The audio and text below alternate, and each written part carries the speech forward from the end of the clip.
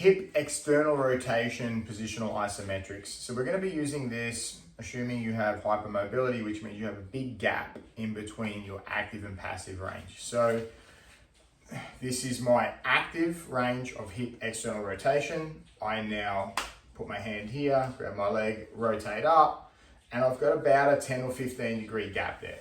If you've got a really big gap there, what we need to do is we need to backfill that, and we're going to use that, use positional isometrics to do that. So what you're going to do is you're going to get into this end range of active motion, grab here, and just lift up 10 or 15 degrees. Now you may be able to lift all the way up here, that's not the point. What we're going to do is get to your active range and then go about 10 or 15 degrees past and hold still. Once you're in this position, you don't need to hold the stretch at all. We can just basically start going.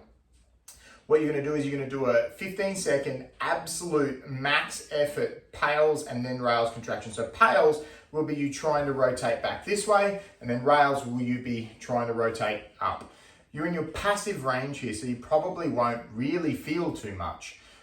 That's okay. What we're trying to do is teach the nervous system how to start getting control here. So that max effort is what's required to start getting the nervous system to know how to work there. So even though you may not be able to feel anything, this is a max effort. So you're doing that big breath, brace your core, create a radiation and get as much tension in here as you can. So once again, you can do this on obviously seated as I am. So get here, get there. If you're there, you can make life a little bit easy for you and just sort of put it underneath your leg, and then you can adjust that angle by what you do here. But make sure that leg stays still. Now, as I come up this way, my whole leg has to come because I don't have any more range.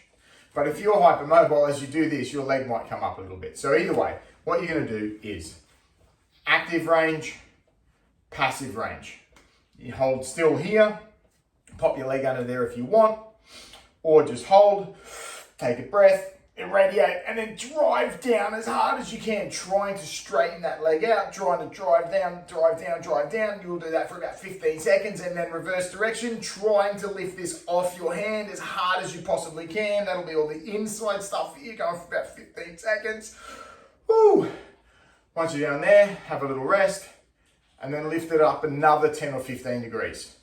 So you'll be doing 3 sets, and you'll be doing it at 3 different positions. So the first position will be 10 or 15 degrees past your active range, and then 10 or 15, and then 10 or 15, and that'll be it. If you want, you can do this laying down, and you literally just, same leg, I'll put my quad vertical, I'll get to my active range here, so I'll turn around this way, my active range there, and then pull about 10 or 15 degrees, and here we are. Just be mindful as you do this. I'll show you from this angle, even though I'm showing you my butt. What I don't want to do as I do this is have that leg pop out. I want this to stay upright. So if you use your leg here to get more rotation, be mindful that this leg isn't staying straight up, because that will push that knee out. So as we do this, get here, you can get your leg up there just to help, make life a little bit easier for you. Hold here. And then the pales is driving this foot that way, and then rails is trying to get more stretch.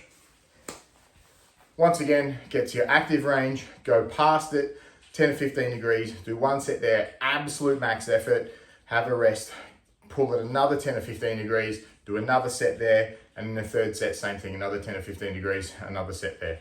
And that is your positional isometrics. What we should be finding is, over the time that you do this, over the first few weeks or whatever, that active to passive range gap will decrease. So if you get to a point where you now only have 30 degrees, well, you only need to do 2 reps, right? Because we get to the active range, we go to 10 or 15 degrees, go there, and then the next 10 or 15 degrees, well, that's the end of your range anyway, so that's where we stop. You're not just doing 3 all the time. If you're doing 10 or 15 degree increments, you need about a sort of 35 to 45 degree gap between your active passive range. If it's less than that, you're only doing those 2 reps. Hopefully that made sense. If you do have any questions, obviously let me know. Otherwise, enjoy your new hips.